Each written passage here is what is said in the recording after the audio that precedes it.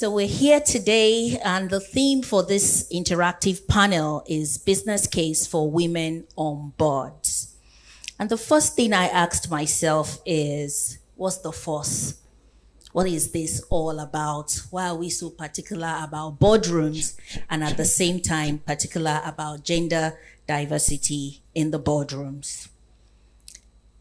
Boardrooms for listed organizations as well as the national agencies, the different organizations that we have, the likes of the MTN, Dangote, the Central Bank, and even the Ports Authority. They are not just corporate tables. They are strategic governance arenas where decisions are being made, and these decisions have a ripple effect through markets. They shape our national policy and at the same time impact millions of lives, which include you and I. So that is why there is a fuss about this. Now, the listed organizations, the top 30 on the NGX, for the 323 board seats that are available, 96 of them are occupied by women. It is a good number, so I think that deserves a round of applause. But we are not yet there. There is still a lot of room for improvement.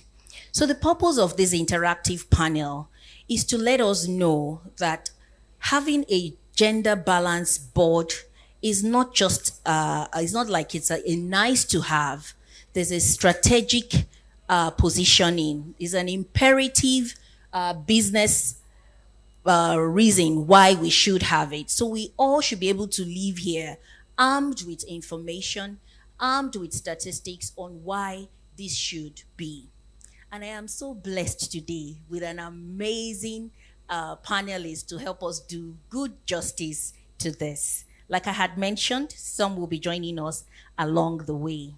So let me take my seat while I gradually introduce the amazing panel that we have for this session. Please do help me make them feel extremely welcomed as I introduce them. First on my list is Mr. Danladi Ivahinjan. He's an investor, a veteran in that space. Please help me celebrate him. Thank you so much. Allow me to still give a little overview of your profile, sir. So Mr. Danladi is the CEO for Verod Capital. Help me celebrate him. He's an investor and one that has been at the forefront of leading several equity investments across Africa. He's a leading investor and the thought leader, and he brings unique perspectives from private equity and investment world on how board composition impacts governance, performance, as well as value creation. It's a pleasure having you here today. Thank you very much. Thank you. I appreciate that. Next, I'll be introducing, and I believe she's online, Mrs. Ndidi Unoli Edozen, a board member of the International Sustainability Standards Board, IFRS Foundation, a respected global governance leader and sustainability expert.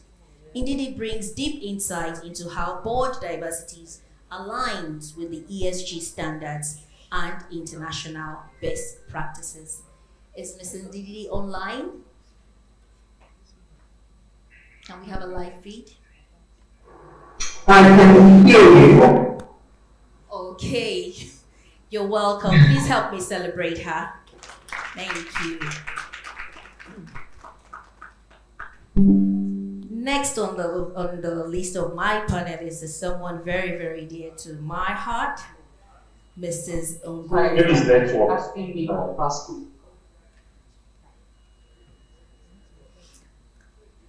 Okay, Mrs. Ongova.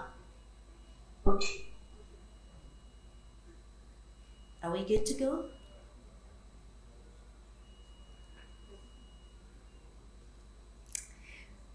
Mrs. Ngova Iheme Nwanko. Please help me celebrate her. She's the Executive Director at NIBS and also a Board of Trustees for WIMBIZ, Women in Management, Business and Public Service. Thank you very much for accepting to be here. Like I mentioned earlier, the Minister of Women Affairs will also be joining us as we proceed. But without taking too much time, we'll be going right into it. And I'll be starting first with Mr. Danladi. I'm going round all the speakers just to get your insight, first of all, about this theme. I had mentioned earlier that what's the fuss all about? What do you think about the business case for women on boards? Over to you, sir. Thank you very much. Really appreciate being invited here to speak to you.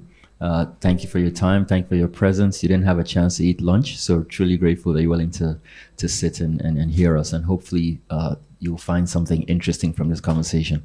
Thanks for the invite, and to my fellow panelists, very good to be here with you. I struggle, let me just speak very frankly, I struggle with sessions like this. It's obvious, right? We need more female representation on boards. The benefits, we've all read the benefits. We all know what the benefits are. The data is out there. Boards that have adequate representation of women on the boards, just the companies end up doing better than other companies. Financial results are better. Stock prices are better, therefore investors give them a premium. Risk management is far better. If you have a board with all of the same sorts of people thinking the exact same way, you'll have more gaps. It's like having a football team with all strikers. It'd be very good to have a team with 11, is it Ronaldos or whatever their names are, right? But that's not going to work. You need people with different skill sets, different people perspectives, different points of view to, have the best team.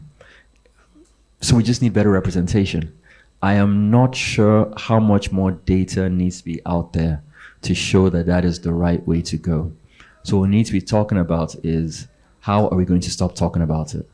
How is it actually going to be implemented, right? How are we going to, what are tangible ways? And change is not easy. Nothing is ever given. Sometimes things have to be taken in whatever legal way is necessary.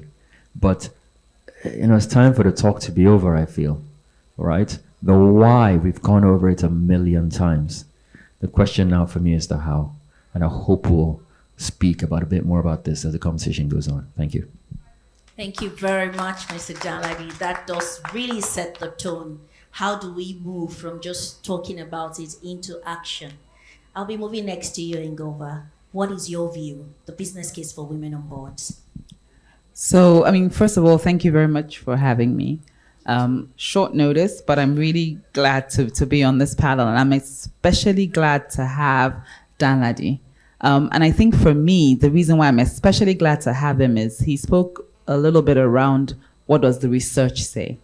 And Verod actually put their money behind it. They commissioned a research paper through WIMBIZ a few years ago to show exactly this. And the study exactly showed this.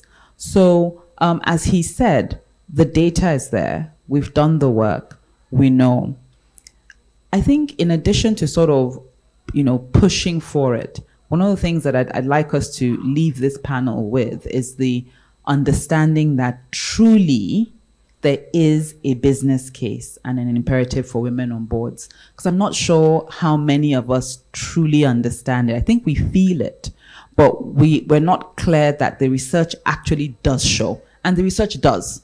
So as we talk today, I'm hoping that you'll get those nuggets. So as you go back into your everyday jobs, whether you're men, whether you're women, you understand the science behind it. And it moves from being an emotional conversation to one that is strategically important. I was saying just before I ran in here that you wouldn't fly a plane with only one engine, right? Or you wouldn't, you may have to if there is an emergency, but you won't do it for long, and you won't succeed for long before the plane comes tumbling down. And with more than 50% of our population is women. And given where Nigeria stands currently and the desires for the country, as we heard earlier today with the panels, it's now more important than ever that we fire from all engines. So that I think is what I'd like to see happen. Thank you so much. Thank you so much. I really like what you touched on about, and I know that in having several conversations with people, some would go like, yes, but how do we even really justify this topic, as the case may be, especially for the business case of it. Sometimes even when a woman takes a position and she's doing way better, it looks like it was just time for things to get better, as the case may be. And I'll be going on to Ndidi shortly. But before I go over to her, I would just like to highlight some statistics that I was able to curate. In France, for instance, there's a mandate that for every board, 40% female representation is compulsory. If you do not meet up with that, there are penalties to be applied. The European Union also requires that by mid-2026, at least 40% of non-executive board positions must be held by the underrepresented gender. The UK has like a voluntary club, it's called 30% Club, and they've been able to move the FTSE 100 boards from 12% female representation to 39%, and this is as of 2023.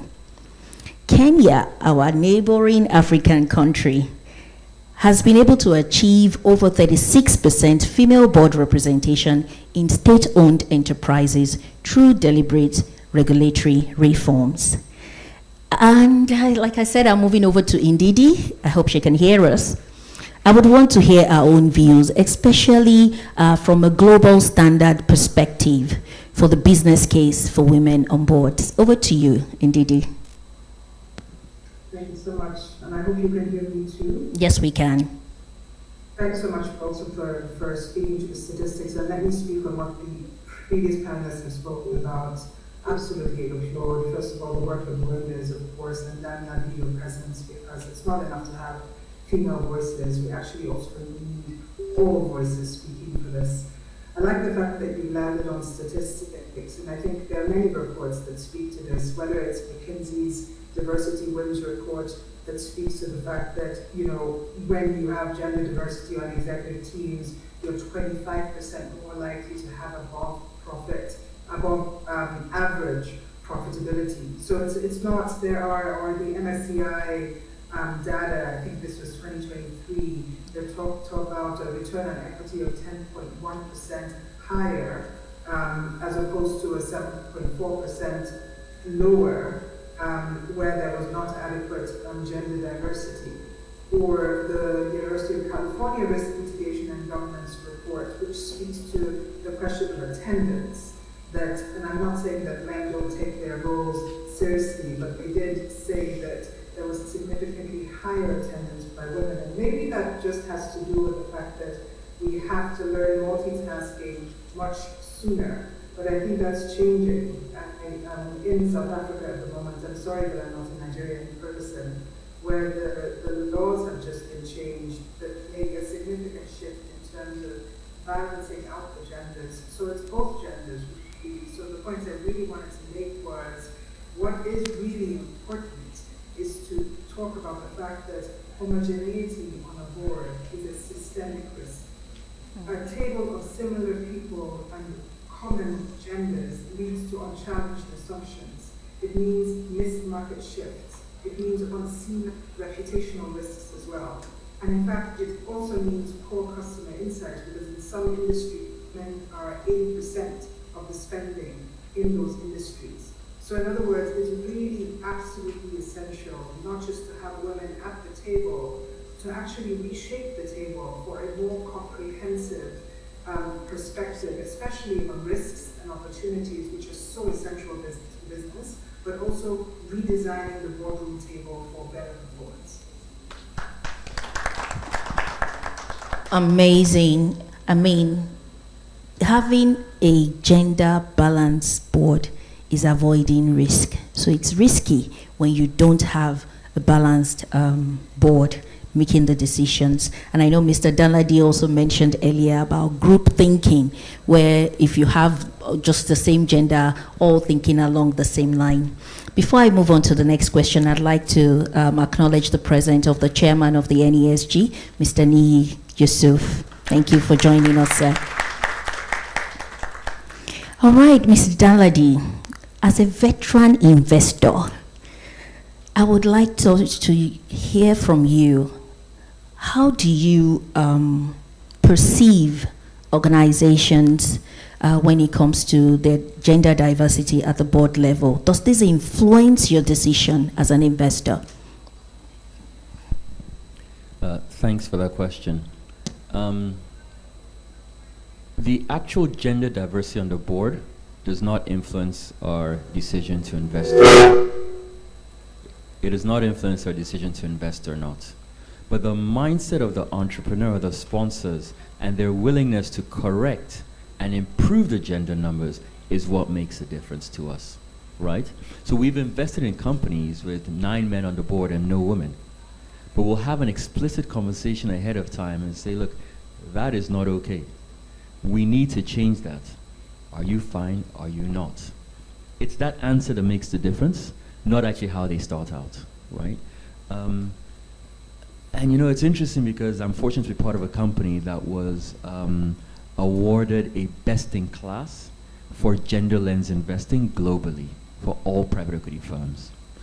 And it's interesting because we never intended to set out to be a gender lens investor. That was not our focus in any way, shape, or form. We were just looking for the best businesses we could invest in Nigeria that had good returns, but also a large level of impact.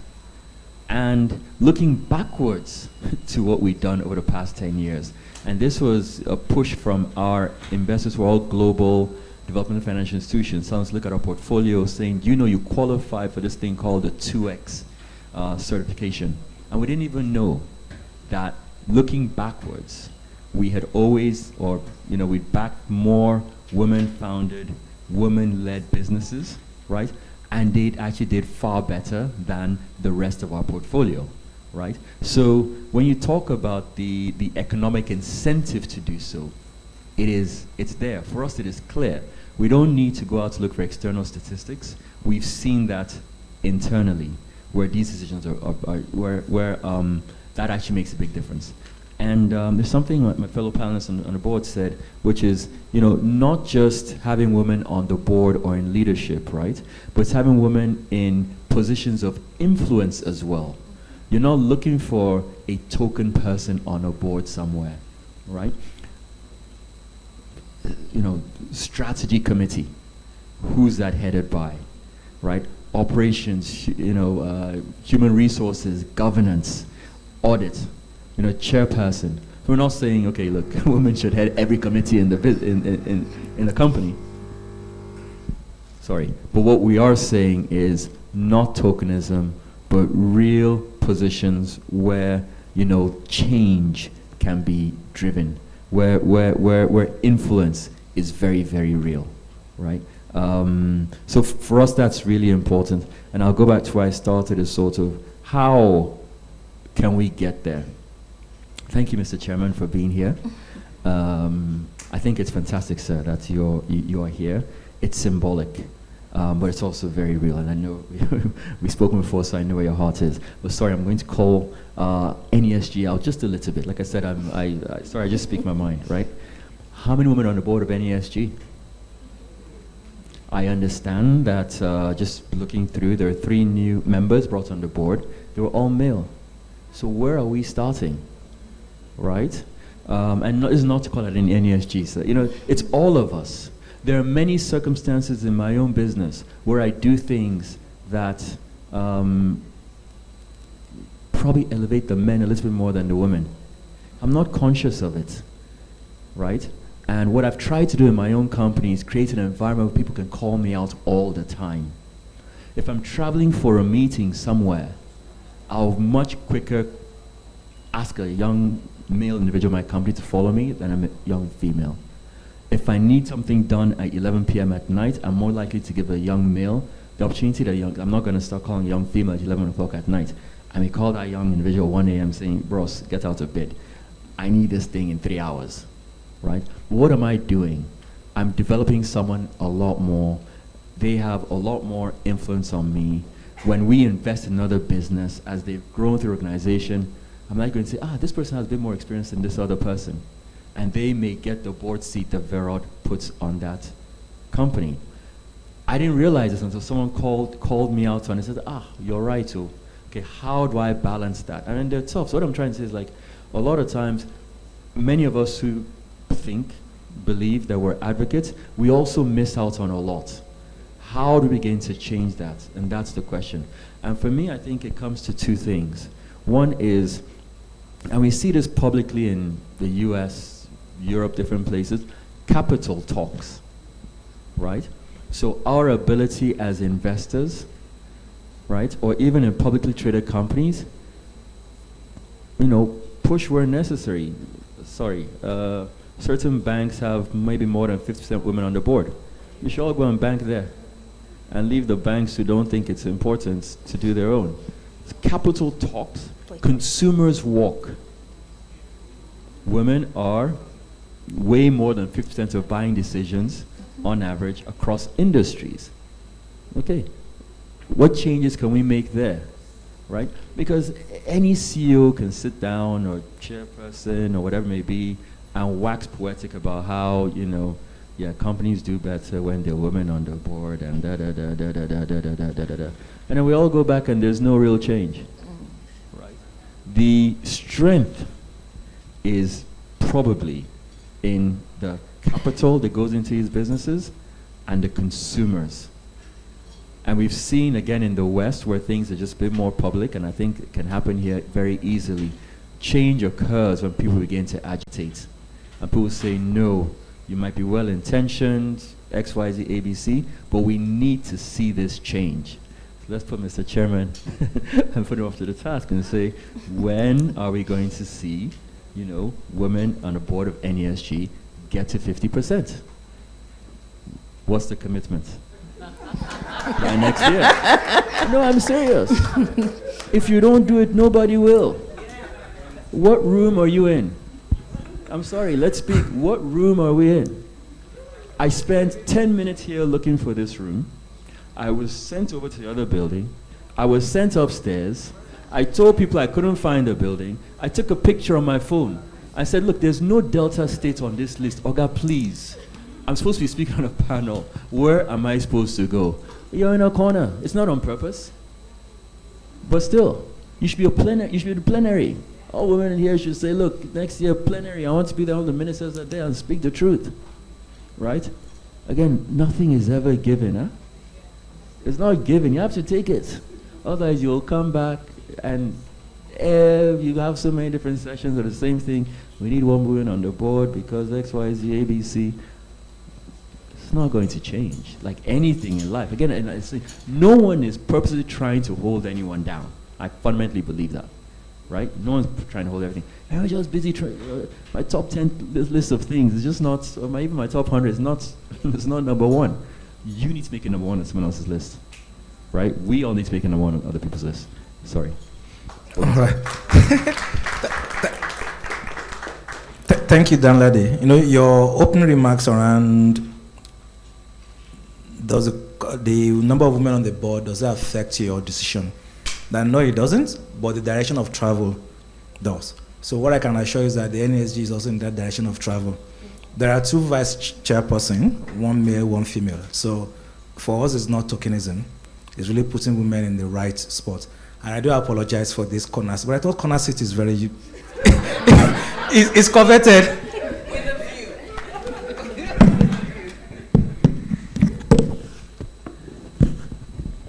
Thank you so much, Chairman. And please do help me celebrate, both male allies.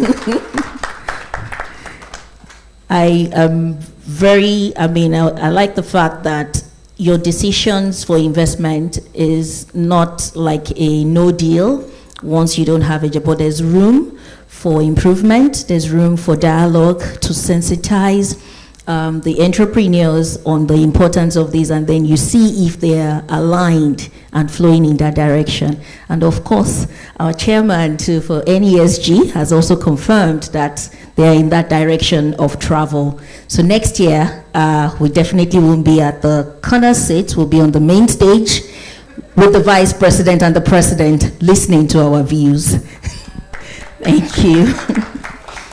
Okay, I'll be moving on again to Ngova, and I mean, it's interesting that the conversation is also going along this line. I want to leverage on your experience this time around.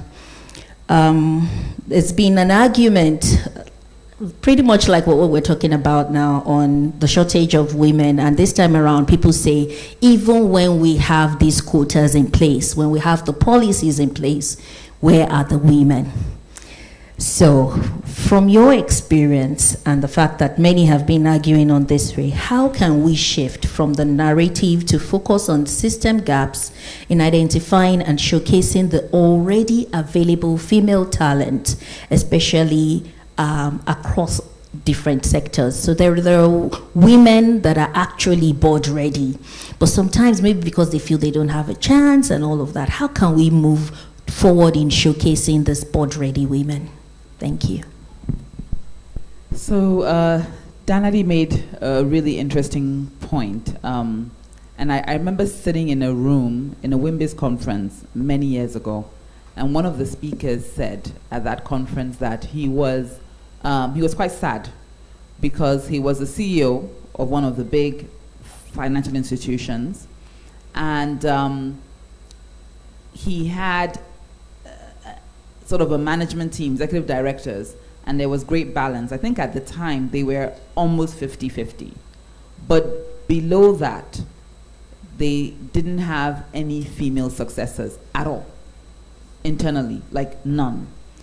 And the reason he gave at the time was that he felt that women were not putting their hands up for the types of sort of assignments that you just spoke to. So he was saying things like, often when you're looking to sort of place somebody in a GM level, in a senior level, you want to see the breadth of their experience. And you find women who have been in one particular department all their lives, and they're not willing to move because they're very comfortable where they are. And I remember hearing him speak, and I remember thinking, I was very annoyed initially. But it took a while to reflect on it and say, okay, what are the learnings? And I think that goes to the question that you're asking and some of the things that WIMBIS has been doing. I think the first thing is the intentionality from the companies around developing their talent and the belief that diversity matters, because diversity matters. There are three main reasons why diversity matters. The first one, and I think Danadi alluded to it, and I believe so did Ndidi, is really around blind spots. So when you have a board that's homogeneous, it's very easy to everybody jump off a cliff in the absolute wrong direction. And we've seen live examples. We've seen companies who have been totally wiped out by something new that they never saw coming. We've seen companies that have gone and done amazing brand campaigns, spent millions of dollars behind it, and completely messed it up because they didn't understand the diverse perspectives and how this campaign would be received. The second thing is around innovation. Studies say over and over again that the more diverse the unit is, the more innovative it is. So it's not about women and men, all women. It's about diversity. And it's gender, it's age, but gender is very important because that brings a different lens. It brings a new problem-solving approach. And the third one is around governance. When you're intentional about certain things, you will find that things fall in place. And so when we then look at ways in which to get women more visible and get them ready, the first thing for me is about companies buying into the fact that diversity is required and then being ready to roll up their sleeves to do the work. The next thing then is, how do you develop the talent? So looking through the sort of the talent pipeline to recognize where are the gaps, where are the blockers, what are the issues? Because there are sometimes challenges and issues. We may laugh about it, but I remember during COVID, I had a number of women who would on the side say to me, we need to come back to work because I really cannot get any work done at home. When I'm at work, I'm at work. But when I'm at home, I'm required to be wife, mother. And so it was important for us as a company, once we got this sort of little feedback, to very quickly change the policies around work from home so that they weren't these blanket, which to some people was great, but we recognized it wasn't. So it's about understanding what the little nuances are and being able to sort of shape the policies that you put in place around it. I think the third thing for me is around the self-belief. So do the women recognize and understand that they can do it? Do they have the skills? Do they have the support? Do they have the encouragement from both men and women to be able to achieve their full potential? Are we giving them the same opportunities to develop? Are we sending them on the same trainings? Are we giving them assignments? And one of the things I've heard is, this gentleman, when he was speaking, the guy I spoke about, he kind of said, I want to transfer a woman to another region, for example, and she says she cannot go. Her family, I'm like, why does that development have to only be about transferring? How about short-term assignments? I've been fortunate to work in an organization that recognizes this. And so instead of sending you or moving you for 6 months, they may say, look, we've got a 1-month assignment, a 2-month assignment. So it's about recognizing that there are nuances, but you still have to develop. And then, of course, making sure that people have a pipeline. Now, Wimbus has done very well, so well done to Molmi and the team at the HQ who curate a list of board-ready women. And well done to the women as well that have gotten themselves board-ready by either doing the Wimbus program or doing other programs, getting themselves out there, putting their hands up, and making sure that they're part of it. But it's really important. I think the starting point has got to be the belief that it makes sense to have women, and then creating that intentionality around bringing them on board. Thank you so much. Please help me celebrate Ngova. Especially like the real life examples that you were able to highlight to drive home the point. I'll be moving on to Ndidi again online, and this will be 2-in-1 for you. And if you are also able to share examples on how boards, so examples on how having a gender diverse or not having a gender diverse board has been able to make a positive or negative impact at every point in time. The second bit of the question would be that from your experience, how can boards go beyond the numbers to ensure women's representation translates into real influence and impact? So you mentioned Wimbus and Gova, and we do have corporate organizations approaching us several times to nominate board-ready women for various positions. And most times I ask these people, why? Why do you want a woman on the board? And I've had one particular HR professional say, why are you questioning me? They say, maybe we put women there. Please just give me the list. So it simply means that some people make this request not even understanding why. So please, Ndidi, how can this translate to real influence and impact? Thank you. That's a great question. It's also a tough question. And I have 2 responses. One response is from my previous job, where I was Group Chief Sustainability and Governance Officer at Dangote. And I think you can see that Africa's wealthiest man, when he talks about putting his daughters on boards and when he talks about succession planning, there is no question of gender. He just believes in their potential to win and deliver value constructively. And they work together with others in order to create that value. That's one example. The other example I'll give is, well, I think it's an obvious example, and probably half of you in the room will guess that this is the example I'll use, but Zenith Bank's first female group managing director, I mean, the evidence is clear in the numbers. What you saw an 88% increase of profit after tax in 2004 from 2023. You saw a 269% increase, again, shift. So you saw significant outcomes in terms of profit after tax, in terms of customer deposits, in terms of gross earnings of the company. And this is partly also driven by the fact that, you know, women, I think Theodora has been in the firm for 26 years. And so what she does is she understands the organization from the bottom up, and she's able to deploy that in order to create value. And this is one strong point that women have: loyalty. Loyalty, persistence, perseverance, and the willingness to look at all angles. But really, what is the business case for me for women on board?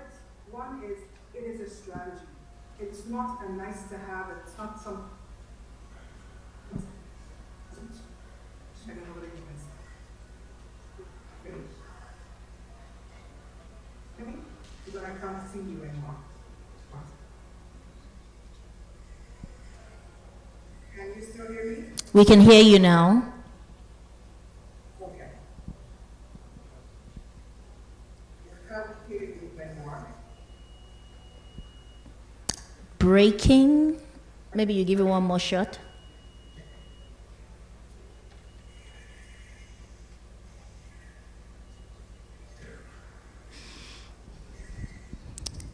Okay, technical glitches. Thank you very much, Ndidi. I mean, the real influence and impact you had mentioned and highlighted the resilience of women as well as their loyalty. And of course, you empowered us with more numbers on an example of the Zenith Bank MD and the over 200% growth that she's been able to achieve. Thank you very much. As we're coming to the close of this panel, I will just want to quickly give a little bit of insight. Now, WIMBIZ, in coalition with WILAN, WISCA, and the Nigerian Governors Forum Secretariat, formed a coalition to drive 3 main agendas. And one of it is that we're advocating for 35% female representation on boards of listed organizations. I would want to ask my panelists what they think about this. I had also highlighted some statistics of some countries who have quotas in place to accelerate action when it comes to growing female representation in boards. And this is what we're trying to advocate for, and this will entail engaging the NGX a whole lot to please consider putting in place a policy that will drive at least 35% female representation. Mr. Daladi, what do you think about this agenda? I think it's good. Why 35%? Could be 50, right? Why not higher? But how are you going to enforce it? How is it, how are you going to have the right incentives and the right disincentives? I think that's almost more important to think about than a number. And a number 35% is good compared to where we are today, right? But how are you going to get that done? Are you going to publish every year the top 10 list of offenders, right? And make that very, very clear and transparent? Or are we going to come next year and say move from 26.5 to 26.7 so we're making progress? I don't know. But let's focus on how we're going to get things actually done. For me, that's far more important. But it's a great first step. Don't get me wrong at all. I support it fully. I think it's the right thing to do. Thank you. Your support is noted, and we'll follow through on it. I'll go over next to you. So it is brilliant, and it's something that has been in the works for a while. So it would be fantastic if it finally comes through. I think to answer your question, Danladi, we had already thought through how it would work, and there have to be penalties. Because that's really the only way you can make sure that people do the right thing. So it starts off with making sure that you have to declare sort of your statistics, but we also recognize that to do that, you need a fair starting point. So something that WIMBIZ worked on many years ago was a scorecard. And that scorecard was to allow and enable, and we worked on it in conjunction with the NGX at the time. and it was to ensure a level playing field with how it's calculated, so that you can kind of sort of at the bottom see the intake, see the progression, see the intentionality behind the policies, and then see what the result is. So there's the understanding that at day one, it may not be 35%, but how are you migrating towards that?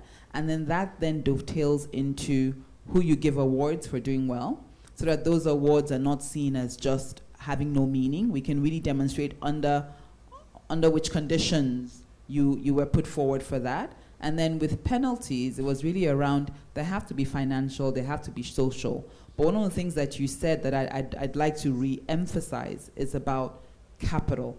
And I think there is the need for women to vote for themselves. And you can only vote for yourselves by being intentional. What are the companies that you want to support? What are they doing? The produce that you buy every day when you're going to the shops to buy it, the economic decisions you make, are you voting for yourself? Because if you're not, then it's really going to be even more difficult for everybody else to fight for us. So if I was going to leave with one thing for each of us in this room, is we each have a role to play in this conversation. And it starts with, first of all, putting yourself up, believing you can do it, so that you also sit on boards and advocate. And when you get there, please make sure that there are other seats available. But in addition to that, the everyday decisions that you make them consciously in favor of yourselves and of the women behind you. Amazing. Thank you so much. So before I give a summary, yes, you are also in support of. Thank you. Okay, please go. And Govi, I think you're entirely correct. And sorry if I just sounded very blasé about 35% being a number. Again, I think it's a trajectory. Same way I mentioned that we'll invest in a company that has 0 women on the board. I'm actually more impressed from someone that goes from 0 to 20% and someone that goes from 30 to 35%. So it is exactly intentionality, what's the direction of travel. So yes, I would not, name and shame someone at 20% if they were 0% the year before. I didn't mean to sound that way.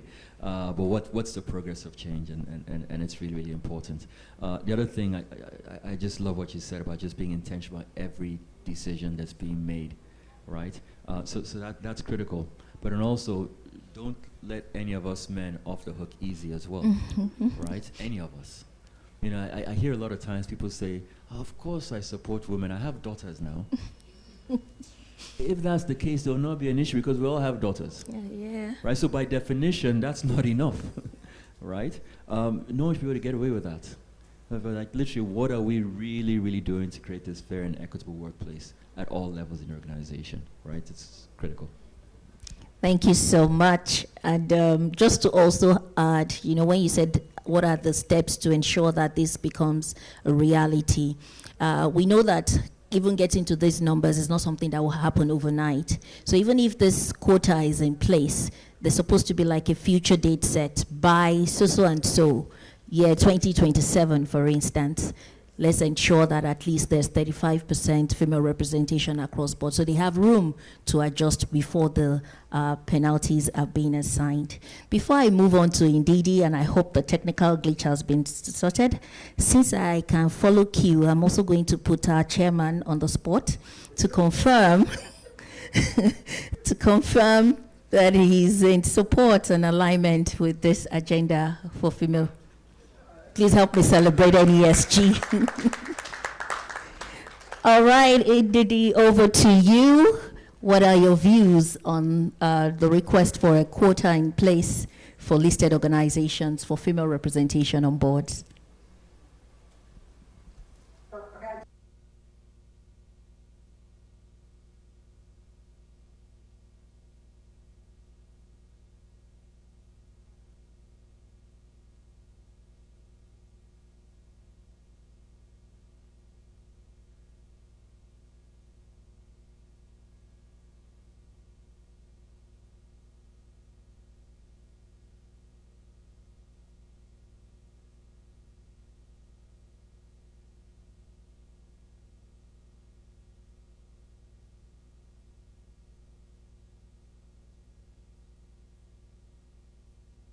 I think what I was trying to say before is this is not a nice to have. It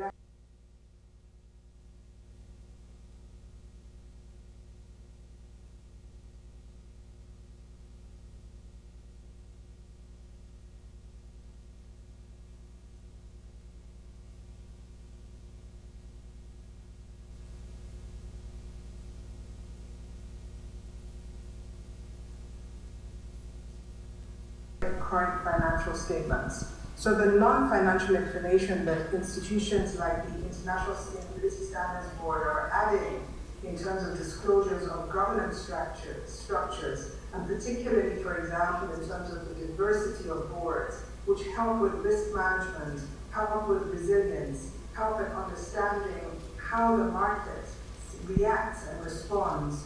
Exposure to social, regulatory, and reputational risks are reduced as a result of gender diversity because, as Daniel was saying, it's a question that is asked. You may not say, oh, I'm not going to invest in a solid company because it only has male board members, but certainly you will respond more positively to a company that is looking at enhancing diversity of gender as a part of its integration into its strategy, because this also enhances long-term confidence of investors and attracts more cost-effective long-term capital.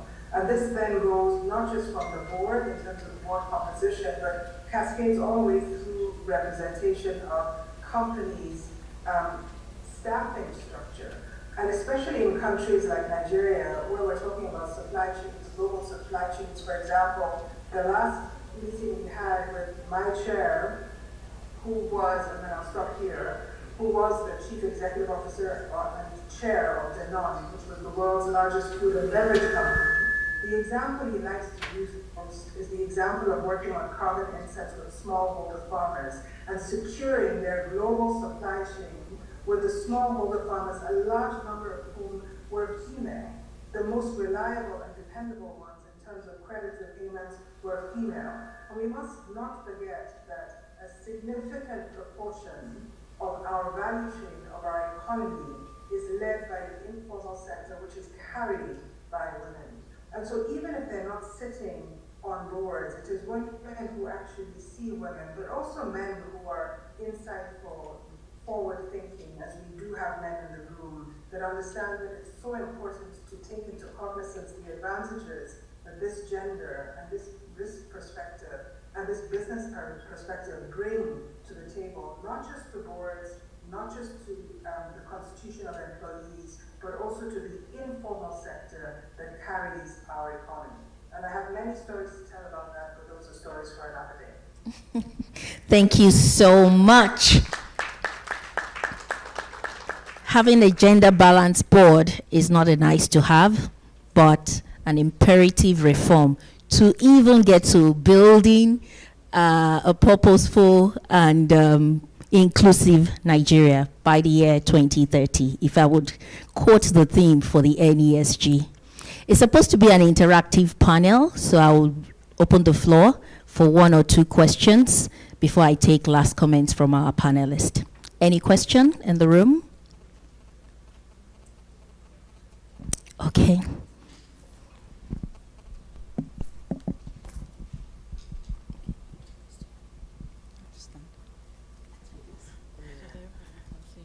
I should start? Okay. Okay, I'm Dr. Maki Dowu. Just a comment to support what Ngova has said and what you also said. As women, we shouldn't depend on the men. We should actually fight to ensure that we get women in these places. And I want to give an example. I was Group MD of Express Payments for 5 years. What did I do? In those 5 years, I made sure that I employed women in the top positions. So we had a situation where we actually then had 60% women and 40% men in executive management. Yes, you know. So it's something that women, you have to be deliberate about it. We have to fight for it. Push the men, fight for the shares. And I always say to people, do not think that we're looking to get those positions because we're women. No, we want those positions because we qualify for the positions. And when you mentioned about women they don't have enough women, companies saying that that's not true. There are women who are ready for these positions. There are women who will do these things. You mentioned about women that you call, not wanting to call a woman at 11 a.m., yes, because she's married or something. When I was in banking, when my ATM was on fire, she knows, she was with me, at 2 a.m., I got up and I went. My husband went with me. That's the support he gave me. So I believe that women are ready. They are ready, so let us push and make sure that women get at least minimum the 35%. Thank you.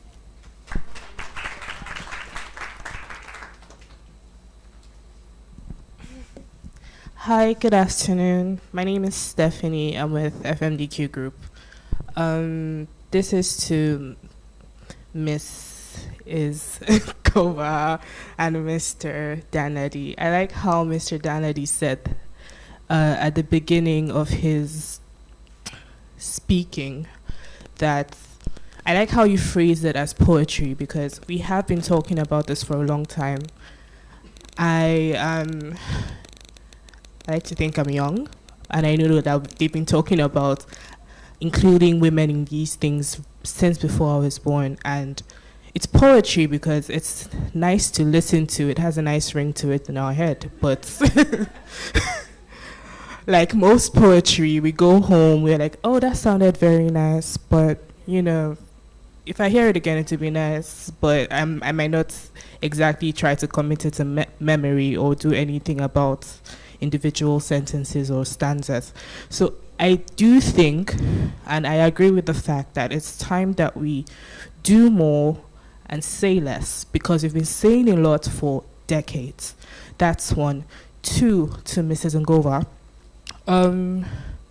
She asked, I think they said something about women not being ready to take on these positions, which to an extent is bollocks.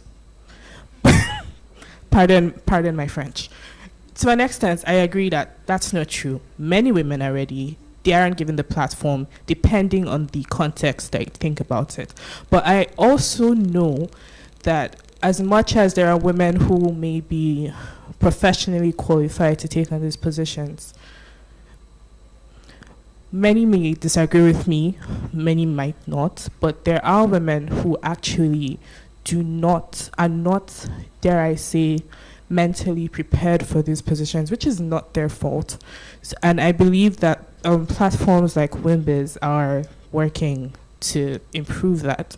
So how can we spread this empowerment? How can we spread this awareness and actually make these young women believe and develop them with the mental fortitude that matches their professional expertise to take on these positions? Because a woman might have A+ in all these things. She walks into a room, maybe she doesn't have the confidence, she doesn't have the foundations, and somebody tells her, you're not good enough. She knows she's good enough, but she doesn't have enough mental fortitude to actually fight back. And then she cowers in the corner and believes she's not good enough and stays in the so-called comfortable position that she has maintained for the past decade or couple of years. And then somebody out there doing their research, taking their data, says, oh, these women have been there for a long time. They don't have the breadth of experience. All right, thank you. Thank you. I have one more question here, and then I'll leave the room for you to answer. Thank you very much. Good afternoon. Thank you. Very insightful conversation. So I guess mine is a comment, maybe not a question. Please introduce yourself. Sorry? Oh, yeah. My name is Tolu Alugo Dutayo. I'm a partner with Deloitte. And I want to give life example of myself. And just to score a point on are women ready? I always say I don't believe there's a glass ceiling. I believe sometimes it's what we create of ourselves. You may say I'm being harsh, but having been in professional service for over 20 years, I've experienced it. I like what she said about what she did. And I think it's about intentionality. As at the time I was a manager, there was no female partner in my department. And you will wonder in a big professional service firm that way. And by the time I had my own first baby, I called my boss to say I wasn't coming back to work, that I just couldn't do it. And I'm going to the point of capacity building and mentoring. And it was like they rallied around me. It was like, no, you can do it. We know the quality you bring to the table. You only need to put support system structure in place to let you do it. Initially it was tough, but eventually I caught it. And immediately I caught it, I told myself that if nothing, I'll be the first female tax partner in this place. And today, just like what she's saying, I think we're about 50% now to the men. But then it took something on Deloitte. It was intentionality. The percentage we're working with now is 40%. As of today, at least within my department, tax, we're 39.5%. And just this week, I was in a room, and you see, it's just for us to get there. By the time we see our capability, and there's something about us women, when we are given the opportunity, I think there's something that happens to us. I'm so bold to say, like, I don't know, even for me, the confidence, when I saw that support, now we are in these rooms and we are like, what's the succession plan? And like you said, we saw the gap. So it's intentionality on every one of us. We looked at the gap. We've seen that till 2028, if we don't do something, we're going to have a gap again. And so we want to work with you. We are working amongst ourselves to see how we can empower those younger ladies like me who wanted to give up. So I do that myself. Of course, I get to a point of saying, okay, maybe you can't do it in this sector. Do you want to go to this field and all that? But we all can work together to ensure we never get to a point. I think that 5% is still low, and I think we can do more. Thank you. Thank you so much. Intentionality is what I hear being spoken, but she would like to know how can women get the support, and especially those that have been told that they're not able to. Would you like to say something about that? So I'm not sure I said that women cannot do it. Women can definitely do it. But the one thing I also want us to recognize in this room is the privilege that those of us in this room have. And not every woman does. And I think it's very important that as we speak, we recognize that privilege. And it's a responsibility on us, therefore, to create the opportunities for the women who don't have that privilege to get to where we are, okay? And the reason I say this is because, again, when I sort of reflect on that statement from that CEO, I was very angry, you know, pretty much like you. It's bollocks. But I had to reflect and take what that message really was, right? Which of it is for them to do better? Which of them is for us as WIMBIZ to do better and support? And which of it is for the women themselves to do better? I think it's only when we are sort of making sure that all three areas of that triangle meet up that we can, you know, be truly successful. From a WIMBIZ perspective, there are a number of programs that WIMBIZ organizes. There's the mentorship part of it. There's inspiring. So I hope everybody in this room is coming to the conference, 6th and 7th of November. I'd love to see everybody there. And then there are opportunities for you to give back, even with WIMBIZ. So we do the Big Sister program. There are lots of other programs that we do. But beyond that, I think a really big part of it is just mentoring each other in the workspace. So one of the things that I have found, like the lady who spoke about Deloitte, is that there are women in every day that you walk into the office that are struggling. So they might be struggling with the job itself. They might be struggling with something personal. They might be struggling with something that's happened. And I think it's important for us as women to recognize that we're only as strong as the weakest link. So it's important for us to intentionally think about what is that message that I am putting out for other women around. Am I pulling people into my circle? Am I pulling people up? Am I having the conversations that are bold? You know, Danadi sat here and he challenged the chair. And I was thinking, oh my God, you're challenging. But really, that's what we should be doing, right? Respectfully, but challenging not the same. Challenging ourselves, challenging the corporations. But we have to be able to speak up boldly about what it is that we want to see. The last thing I'll say is again, it goes back to the privilege, is that we are so fortunate. And I tell lots of people, we're fortunate, most of us, you've gone to school, and there hasn't been a choice as to whether to educate you or somebody else. You've been fortunate to get into your career. You've gotten a job. There are many people who want to and are not. You're fortunate if you have a partner who is supportive of you being in there. Many other women don't. And even as you're working in those, in wherever you are, there are women who are dealing with so many of these things. So I do ask that in our individual companies, there are mentoring circles, there are conversations, there's a sharing of books, there's a sharing of advice, there's putting women forward, even yourself putting other women forward when you have a chance. Say, look, have you thought about her? I really think she wants to be in tax, or she wants to be in healthcare. It's about those conversations. And then when you see something being done, as Danadi said, that isn't quite right, don't be afraid to challenge and say, hey, why did you do that? This opening was there. Why did you put a man instead of a woman? A woman was there before. Why are you replacing with a man? Or you're sending people for training. Why are there more men than women? So those are the kind of things that I think that we can do to change the narrative. Thank you so much. Would you like to say something too? I'd just like to add a little bit to that, agree with everything entirely, but also add that you should build coalitions, right? Really, really build coalitions to support each other. Laterally, upwards, downwards, right? Just across the board, really build coalitions. It's so important, it's so helpful.